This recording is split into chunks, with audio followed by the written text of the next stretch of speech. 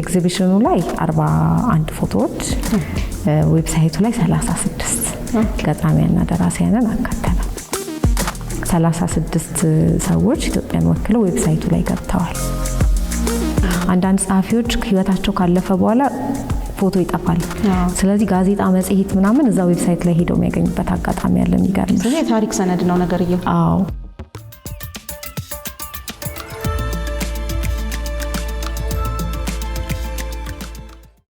ባሳለፍነው ሳምንት በጎተ ኢንስቲትዩት የጸሐፊያንና የገጣሚያን የፎቶግራፍ ኤግዚቢሽን ተዘጋጅቶ ነበር ይህን ለየት ያለ ኤግዚቢሽን ያዘጋጀው ያስተባበረው ማን ነው ለምንስ ዓላማ ነው የተደረገው ፎቶግራፍን ሲያነሳው ማን ነው የሚለውን ለማወቅ የዛሬ ህይወቴ ይሄንን ወደ እናንተ ይዘው የሚመጣ ይሆናል ተከታተሉ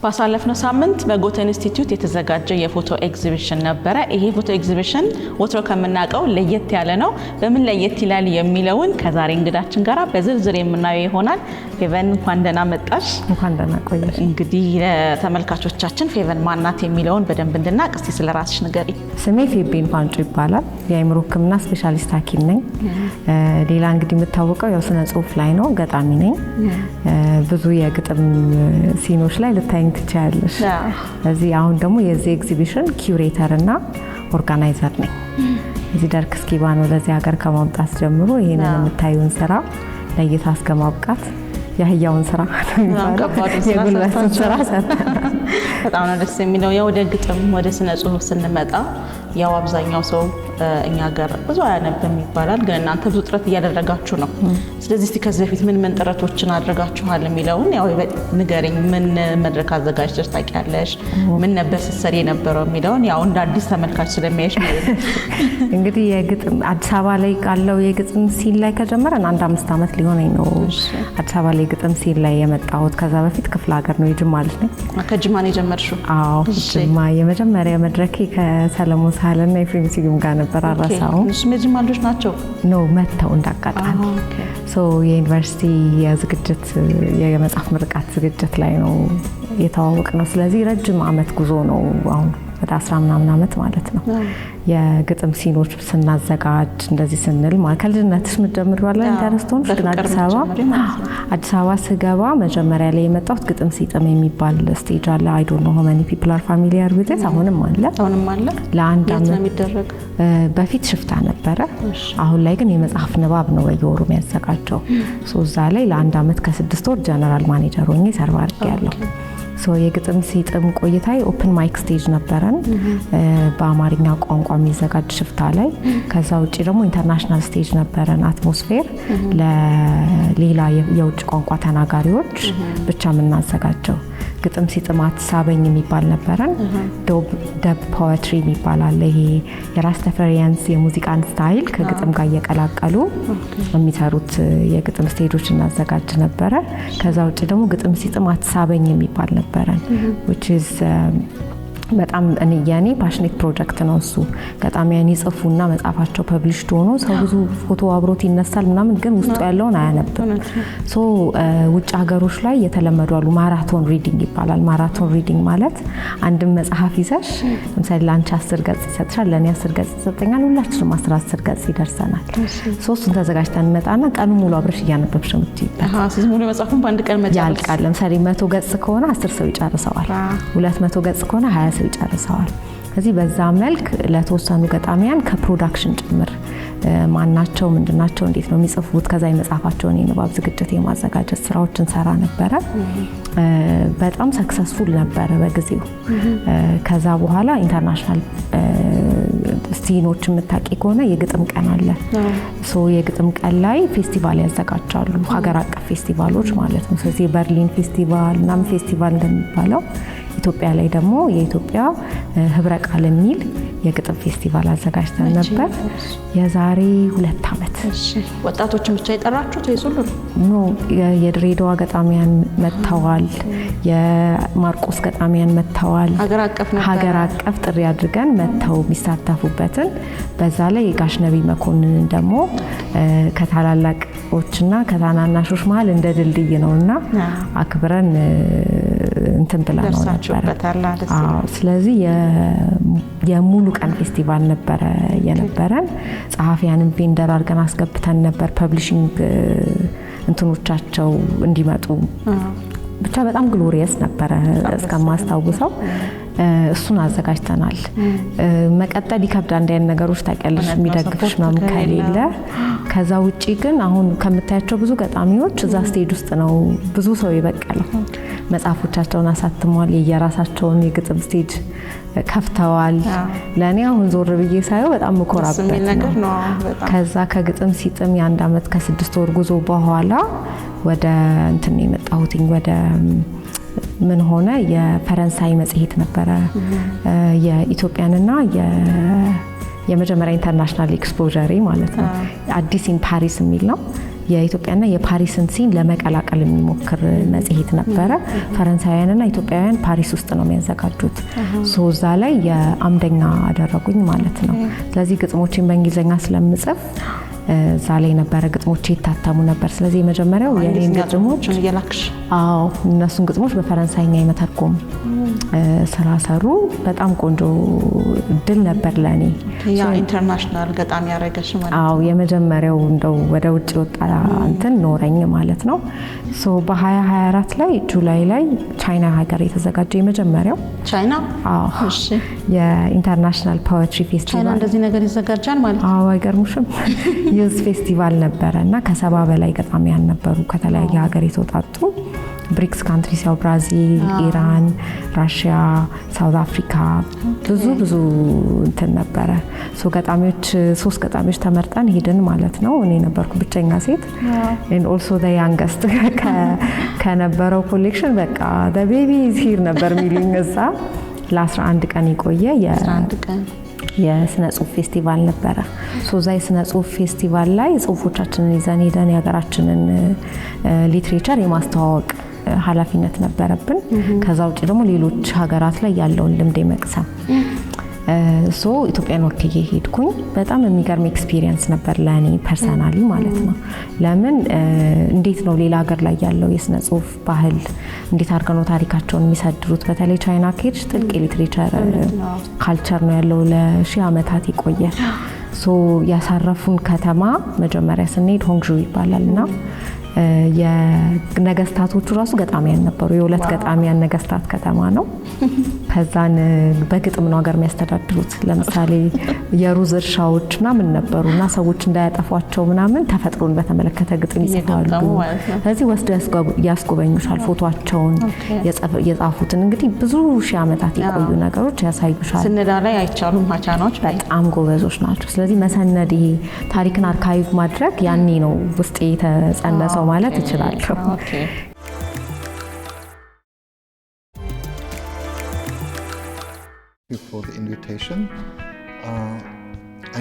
ገጣሚዎችና ጸሐፊዎችን ወዳቸዋለሁ። በጣም አስተዋይ አዋቂ ሰዎች ናቸው። ለአንድ የፎቶግራፍ ባለሙያ ደግሞ መርጦ የሚገባበት ዘርፍ ነው። ምክንያቱም ብዙሃኑ የፎቶግራፍ ማንሳት ባለሙያዎች ጸሐፊዎችን መርጠው ፎቶ አያነሱ። ስለዚህ ይሄ እኔ በግሌ የመረጥኩት ዘርፍ ነው።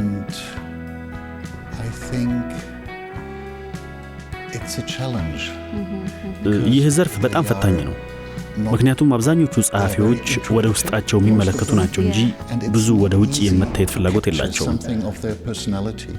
ስለዚህ ማንነታቸውን በፎቶ ለማስቀረት መሞከር ቀላል ነገር አይደለም። ነገሩን አስቸጋሪ የሚያደርገው በአንድ በኩል በስራቸው በህዝብ ታዋቂ ሰዎች ናቸው፣ በሌላ በኩል ደግሞ ፎቶግራፍ ለመነሳት እምብዛም ፍላጎት ያላቸው አይደሉም። አንዳንዶቹ በጣም አይናፋር ናቸው። ስለዚህ በፎቶግራፍ ማንነታቸውን ማሳየት ፈታኝ ስለሆነ ይህንን ማድረግ መቻሉ ያስደስተኛል። ብዙ ጊዜ የኛ ሀገር ጸሐፊዎች ብቻ ይመስሉኝ ነበር ብዙ ወጣ ብሎ መታየት የማይፈልጉት። ጀርመን ሀገር ያሉ ጸሐፊዎችም ተመሳሳይ ባህሪ ያላቸው ማለት ነው? አዎ። And have you started with the German poets and then how did you start that? You know, to be a writer means ምክንያቱም ጸሐፊ ስትሆኚ ለብቻሽ ከጠረጴዛ ጋር ተፋጠሽ ነው የምትቀመጪው። ስራው በባህሪው ለብቻሽ የምትሰሪው ስራ ነው። በስራሽ ላይ በጣም ማተኮር ይኖርብሻል። ስለዚህ ብዙ አታወሪም። ከዛ መጽሐፍሽ ከታተመ በኋላ ህዝብ ፊት ትቆሚያለሽ። ከብቸኝነት ስራ ዘለሽ ህዝብ ፊት ስትቆሚ ለብዙ ደራሲያን ምቾት አይሰጥም።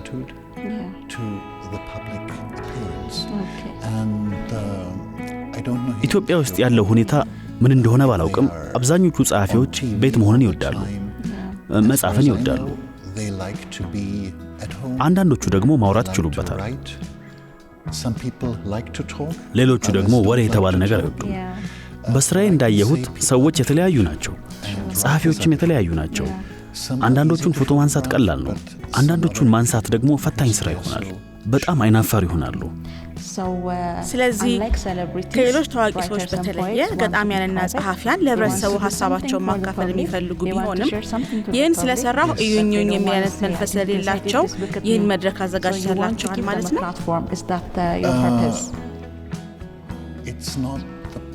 እኔ ይህንን እንደ መታወቂያ መድረክ አላየውም። የኔ ዓላማ ማንነታቸውን ማሳየት ነው። ለየት ባለ መንገድ ማንነታቸውን ለመግለጽ እሞክራለሁ።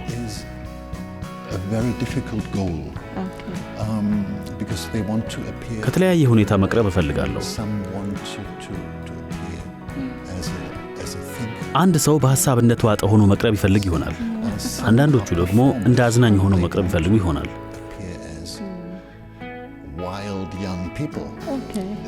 ስለዚህ የኔ ሥራ ይህንን ስሜት የሚገልጹበት ምስል ማስቀረት ነው። ለምሳሌ አንድ ትዕይንት የሚሰራ ሰው ወይም አርቲስት ቃላትን ይጠቀማል። ስለዚህ በካሜራ ፊት አንድ ትዕይንት እንዲሰራልኝ እጠይቀዋለሁ። እኔ ደግሞ ያንን መውሰድ ተግባሪ ይሆናል ማለት ነው። ለምሳሌ በአዲስ አበባ የሚኖር ወጣት አርቲስት እድሜ ከጠገበው ጸሐፊ የተለየ ስሜት ይኖረዋል። እነዚህን ስሜቶች በምስል አስቀራቸዋለሁ። አንተ በዓለም አቀፍ ደረጃ የተዘዋወርክ ፎቶ ታነሳለህ። ወደ አፍሪካ መጥተህም ፎቶግራፎች ወስደሃል። ወደ አፍሪካ ለመምጣት ምን አነሳሳ? የትኛውስ ሀገር የበለጠ ትኩረትህን ሳበው?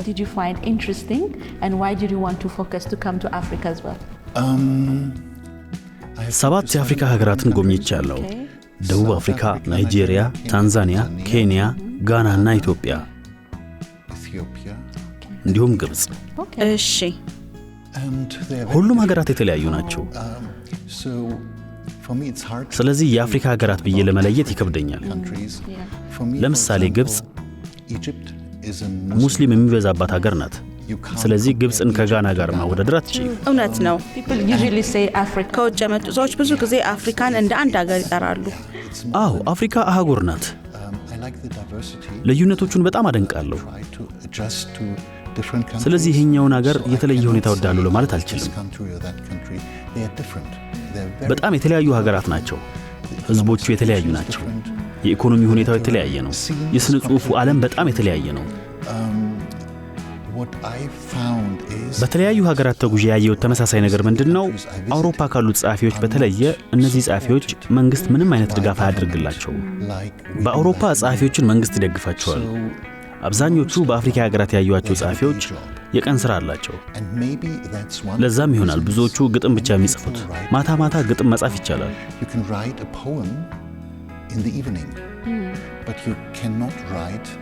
ግን 500 ገጽ ያለውን የልብ ወለድ መጽሐፍ በትርፍ ጊዜ ብቻ መጻፍ ያስቸግራል። በእነዚህ ሀገራት ያሉት ጸሐፊዎች ተመሳሳይ የሚያደርጋቸው ነገር ይህ ይመስለኛል።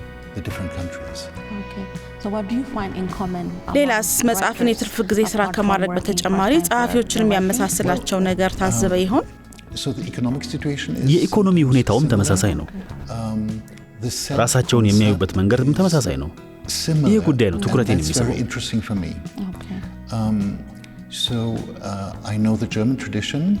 በጀርመን ስላለው ባህል ጠንቅቄ ያውቃለሁ።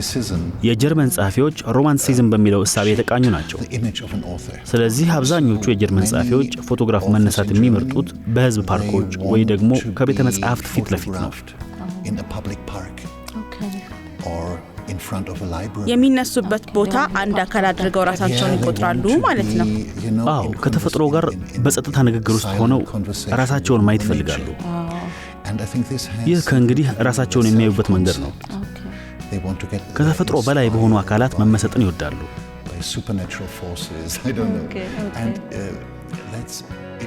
እዚህም ተመሳሳይ ነገር አይቻለሁ። የት ፎቶግራፎቹን እንውሰድ ብዬ ስጠይቃቸው ብዙዎቹ ወደ ፓርክ እንሂድ ይሉኛል። እኔ ደግሞ አይሆንም፣ እኔ የምፈልገው ጨለማ ውስጥ ያለ ግድግዳ ላይ ነው እላቸዋለሁ።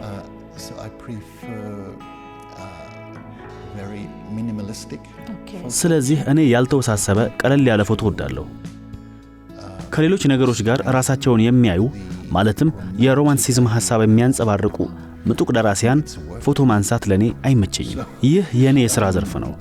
ከመጽሐፍት ፊት ከቆመ ምጡቅ ደራሲ ይልቅ ቀለል ያለ ቦታ ጽሑፉን የበለጠ ይገልጻል ብዬ አስባለሁ።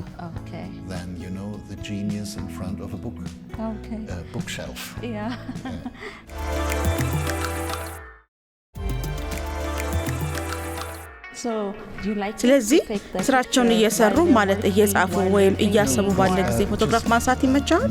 አይ እንደዚህ ያለ የተጋነኑ እዚህም እዚያም የተለመዱ አይነት ፎቶዎችን እኔ አይመቹኝም።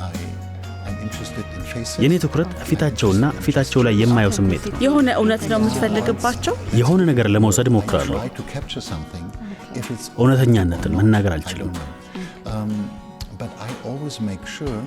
ነገር ግን ሁልጊዜም ፎቶ ሳነሳ የማነሳቸው ሰዎች ሙሉ ፈቃደኛ መሆናቸውን አረጋግጣለሁ። እዚህ ጋር የምታያቸው ፎቶዎች በሙሉ ከጸሐፊዎቹ ሙሉ ፈቃድ ያገኘሁባቸው ናቸው። ይህ በጣም አስፈላጊ ነገር ነው።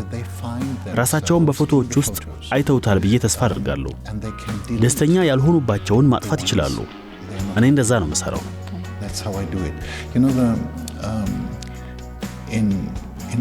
የደራሲያንን ፎቶ ሳነሳ ደግሞ በጣም አስፈላጊ ነው።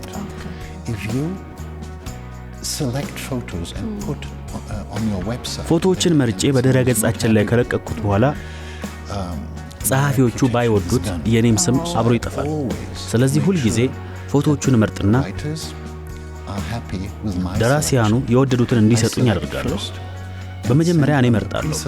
ከዚያ የወደዳችሁትን ፎቶዎች ቁጥር ላኩልኝ ብዬ ልክላችኋለሁ።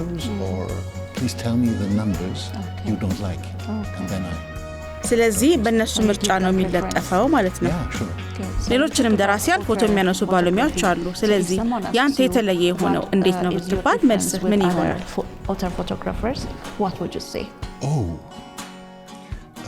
እኔ የምሰራው ለትርፍ ወይም ለገንዘብ አይደለም።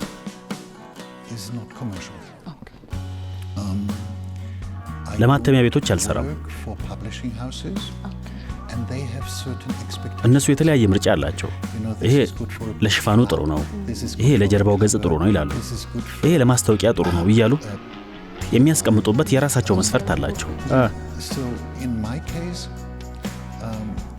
አንዳንዴ በርግጥ ደራሲያን ፎቶውን ለአሳታሚ ድርጅቶች ለመጠቀም መብት ይጠይቁኛል። አሳታሚ ድርጅቶች ግን እኔ ጋር አይመጡም። ይሄ ከሌሎች የደራሲ ፎቶ አንሺዎች ይለየኛል።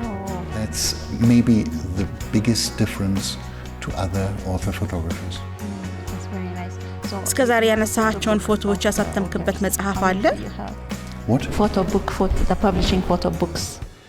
አዎ፣ በጀርመንኛ የታተመ አንድ የፎቶ መጽሐፍ አለኝ።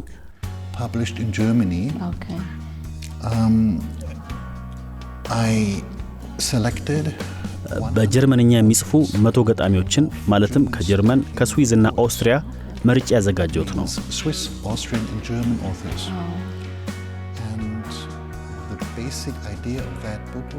መጽሐፉ ባለ 2 ክፍል ወረቀት ያለው ነው። በፊት ለፊት የጸሐፊዎቹ ፎቶ ተቀምጧል።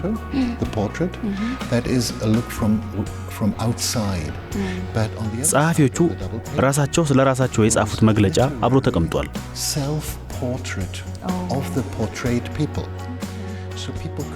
ስለዚህ ሰዎች ፎቶአቸውን ያሉ ስለ ራሳቸው ምን እንዳሉም ለማንበብ እድል ያገኛሉ።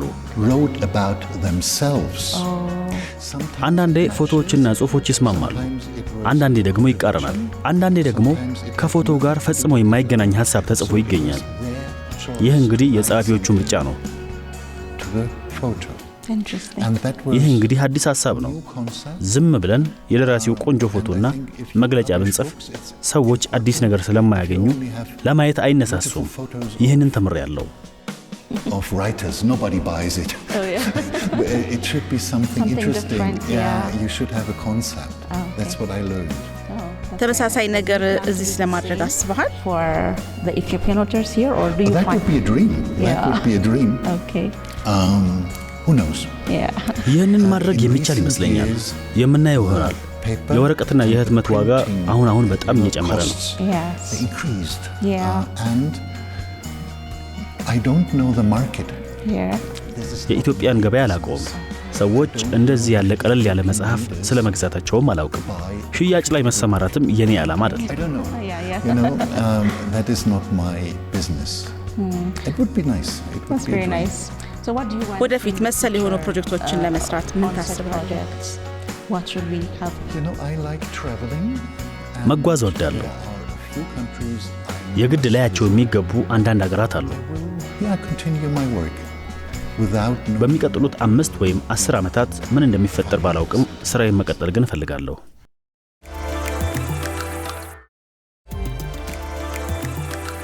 ከዛ በኋላ ተመለስን። በኋላ ላይ ይሄ ፕሮጀክት መጣ ማለት ነው ኖቬምበር ላይ። እሱን ከታወቅሽው ሰርፍ ስታደርጊ ወይም ነው ወይስ ነው አይደለም? ሶ ምንድነው የሆነው? ያ ፕሮግራም ብዙ ሚዲያዎች ላይ ሄዷል፣ ያው ኢትዮጵያ ውስጥ ባይሄድም። ስለዚህ ኢንተርናሽናል ፖኤት ይፈልግ ነበረ መጥቶ ፎቶ ለማንሳት። ሶ እዛ የጀርመን ላይ አንድ ነኝ የምታውቅ አንድ ገጣሚ አለች ማቃት ኢንተርናሽናል ፖኤት። እሷን ኮንታክት አድርግ ምረት ከበደ ትባላለች። እሷ ኮሌክሽን ውስጥ አለች። ፎቶ ውስጥ እዚህ ጋር ኮንታክት አድርጋት ብላ ኮንታክቴን ሰጠችው። ከዛ ጻፈልኝ። ሲጽፍልኝ ሄጄ ዌብሳይቱን ማየት ነበረብኝ። መጀመሪያ ዝም ብለሽ ሰው አትቀበይ፣ ምንድነው የሚሰራው፣ እነማን ናቸው ያሉት። ከዛ ዌብሳይቱን ሳየው ወደ 120 የሚጠጉ ሀገራት ኦልሬዲ ተካተዋል። በአልፋቤቲካል ኦርደር ነው። ኢትዮጵያ ያው ምህረትን እንደው ጀርመን ስላገኛት አንድ ፎቶ አንስቷታል። ከዛ ውጪ ማንም ሰው የለም። ሶ የኢትዮጵያ ሊትሬቸር በጣም ሰፊ ነው። ምትመጣ ከሆነ በስነ ስርዓት ታቅዶ ጊዜ ወስደን ሰዎችን ኮንታክት አድርገን ትመጣለህ አልኩት። መጣ። ስለዚህ እሱን መቀበል፣ ከዛ ይሄን ስኬጁሉን ማዘጋጀት፣ እያንዳንዱ ደራሲ ጸሐፊ ጋር ስልክ መደወል፣ አፖይንትመንት መያዝ። ከዛ ፕሮሰሱ ደግሞ የእሱ ፎቶ አነሳስ ይለያል። አንደኛ ጊዜ ማሳለፍ ይፈልጋል ከገጣሚዎቹ ጋር። ዝም ብሎ መተሽ ቀጭ አድርጎ አይደለም የሚሄደው፣ የለም። ከዛ ደግሞ እንደገና አንዱን ፎቶሹት ስኬጁል ሲያደርግ ለ1 ሰዓት ለ2 ሰዓት ለ3 ሰዓት ሊሆን ይችላል። በቀን ከ3 ሰው በላይ አያነሳም። ብዙ ጊዜውን ነው የሚያሳልፈው ከሰዎቹ ጋር። ሶ እሱን ራሱ ስኬጁሎች እያንዳንዱን ማስተካከል ነበረብን። የተቻለንን ባለን አቅም አውትሪች አድርግ ያለሁኝ። ፐርሰናሊ ኮንታክት ያደረግናቸው አሉ። በሰዎች በኩል ኮንታክት ለማድረግ ሞክረናል። የተሳካልን 36 ጸሐፊዎች። ስለዚህ በ11 ቀን ውስጥ 36 ገጣሚያንና ጸሐፊዎችን ፎቶ ማንሳት ችለናል። ብዙ ሰው ተነስቷል ማለት ነው። አንዳንድ ቀን እየተጫንን ከ3 በላይ እና ለምን መቅረት የሌለባቸው ሰዎች ስላሉ፣ ስለዚህ 36 ሰዎች ኢትዮጵያን ወክለው ዌብሳይቱ ላይ ገብተዋል። ሶ ከፎቶ ሹቱ በኋላ ቅድም እንደነገርሽ እያንዳንዱ ገጣሚ ኮንሰንት ጠይቀን ነው፣ ለሽያጭ አይደለም፣ ለሆነ ገቢ ማሰባሰቢያ ምናምን አይደለም። ብቻ ኢትዮጵያ ውስጥ እነዚህ ጸሐፊያን እንዳሉ ማሳወቅ ነው ስራችሁ። ዌብሳይቱ ኦልሬዲ ዌል ኖውን ስለሆነ ለምሳሌ ሌሎች ሀገራት ፎቶ ራሱ ሲፈልጉ ሰርች የሚያደርጉት እዛ ላይ ነው። አንዳንድ ጸሐፊዎች ህይወታቸው ካለፈ በኋላ ፎቶ ይጠፋል። ስለዚህ ጋዜጣ፣ መጽሔት ምናምን እዛ ዌብሳይት ላይ ሄደው የሚያገኙበት አጋጣሚ ያለ። የሚገርም ስለዚህ የታሪክ ሰነድ ነው ነገርየው። ስለዚህ 10 ምናምን አመቱ ነው እንደዚህ የሰነደ ከቆየ። እሱም ኢትዮጵያውያንን እዛ ላይ ማስገባት ነበረብን። ስለዚህ ዌብሳይት ላይ እንደምናስገባ ማሳወቅ ነበረብን። ከዛ ደግሞ ለራሳቸው ለመጽሐፍ ህትመት ቢፈልጉ ለራሳቸው መጠቀም የሚችሉትን ፐርሰናሊ ፎቶግራፍ ሰጥተናል ለእያንዳንዱ ደራሲ፣ ለዚህ ለተባበሩ እንዳለ ማለት ነው። ዌብሳይቱ ላይ የማካተት ፕሮጀክት ነበር የመጀመሪያው። እዚህ ቀድሞ ተሳካልን። እሱም ዌብሳይቱ በስሙ ነው ያለው። ደርክ እስኪባ ይላል። ገብተሽ ብታዩ ፎቶግራፍስ ኢን አልፋቤቲካል ኦርደር ይላል። ባይ ካንትሪስ ነው የሚለው። ገብተሽ ኢትዮጵያ የሚለውን ክሊክ ስታደርጊ በአልፋቤቲካል ኦርደር ከአዳም ረታ ጀምሮ እንግዲህ እስከ መጨረሻ የዝና ይመስለኛል ዋየ መጨረሻ አለ ሁሉንም ለማካተት እንግዲህ ሞክረናል። ቀላል ስራ አልነበረም አልዋሽሽም። ገምታለሁ ቀላል እንደማይሆን። ከሁሉ በላይ ደግሞ አዲስ አበባን እየዞርን ነው። አንድ ሎኬሽን አይደለም የሆነ እዚህ ቦታ መታችሁ ቁጭ እዚህ ጋር አነሳለሁ አይደለም። ዎል ላይ ስለሆነ ግድግዳ ላይ ስለሆነ የሚያነሳው ግድግዳ ፍለጋ ግድግዳ እንደዚህ ብርቅ ነገር እንደሆነ አላውቅም ነበር። ይሄ አይሆንም ስትይ አይ ይሄ አይሆንም እንዴ ያንዳንዱን ሰው ከሆነ ግድግዳ ጋር ስናነሳ የነበረው እዚህ አዲስ አበባ ያረገጥነው ሰፈር ያለ በባቢ መግለጫው ሞር ነው ማለት ነው። ስለዚህ እንደዛ ጉዞዎች ነበሩት። ተሳካልን። ኤግዚቢሽኑ ላይ 41 ፎቶዎች፣ ዌብሳይቱ ላይ 36 ገጣሚያንና ደራሲያንን አካተተ። የሚቀጥለው ፕሮጀክት እንግዲህ ዌብሳይቱ ላይ ከገባ በኋላ ኤግዚቢሽን ኪዩሬት ማድረግ ነበር። ለምንድነው ሰው ፎቶ ይይታል ይላል። ከዛ ቀጥሎ ደግሞ ኦኬሽ ኢንተርናሽናል ያሳወቅናቸው ሀገር ውስጥስ ያለ ሰው ከሚወደው ከሚያደንቀው ገጣሚ መልኩን ራሱ ያውቃል ወይ? አሁን እኒሽ በሺ መጽሐፏን ልታቂ ትችላለሽ መልኳም እንደሚመስል በተለይ ከሆነ ጊዜ በኋላ የጠፉ ሰዎች አሉ እንደነ ውዳላት ገዳሙ ሰው ፐብሊክ ሰርቪስ ላይ ነች። ፀሐይ መላኩ የት ነው ያሉት የሚለውን ጋሽ አስፋው ዳምጤ አሁን እነዚህ ሰዎች ሰው ማየት ይፈልጋል በምን ሁኔታ እንዳሉ። ስለዚህ እንዲህ መቆም የለበትም ኤግዚቢሽን ማዘጋጀት አለብን አለ። ለኤግዚቢሽን እንግዲህ ለብቻ ነው ፎቶ ስናነሳ የነበረው። የቡክ ፐብሊሺንግ ከፈለጉ ለሱ ፎቶግራፍ የተለየ ነው፣ ለዌብሳይት የገባ ፎቶ የተለየ ነው፣ ለኤግዚቢሽን ደግሞ የመረጥነው የተለየ ነው። ሶ ከጨረስን በኋላ ኤግዚቢሽን ፎቶ ሴሌክሽን ነበር፣ ኤዲቲንግ ነበር። የትኛው ፎቶ ይገባል የትኛው ፎቶ አይገባም፣ ለምን ደግሞ ከኛ ካልቸር አንፃርም አንዳንድ ፎቶ ብዙ ባኪንግ ፎርዞች ነበሩት። በጣም ደስ የሚለው ፌቨን እንግዲህ ብዙ ሰዎች ያው ባለውለታቸው ነሽ ማለት እንችላለን። እኔም ስላገኘሽ በዚህ አጋጣሚ ደስ ብሎኛል። እንግዲህ በርቺ፣ ቀጥይበት። ለግጥም ለስነ ጽሁፍ በአጠቃላይ እንደዚህ አይነት ፍቅር በጣም ደስ የሚለው። አመሰግናለሁ። በጣም ነው እኔም አመሰግናችሁ እዚህ ድረስ መጥታችሁ ፕሮግራም ስለሰራችሁልን። አይ ሆፕ ሰዎች አይተውት ለአንድ ወር ነው ክፍት ሆኖ የሚቆየው። እዚህ ሰዎች ይህንን ፕሮግራም የማይተው መጥተው የሚወዷቸውን ገጣሚዎች፣ ደራሲዎች መልካቸውን እንዲተዋወቁ ምን እንደሚመስሉ እንዲያዩ ጋብዛለሁ። በጣም አመሰግናለሁ። እሺ እንግዲህ በጎተ ኢንስቲትዩት የጸሐፊያንና የገጣሚያንን ፎቶግራፎች መሰረት አድርጎ የተዘጋጀ ኤግዚቢሽን ይህንን ይመስል ነበረ። ከዚህ ብዙ ቁም ነገር ቀስማችሁበታል ብዬ ተስፋ አደርጋለሁ። ሳምንት በሌላ ፕሮግራም እንገናኛለን። መልካም ጊዜ።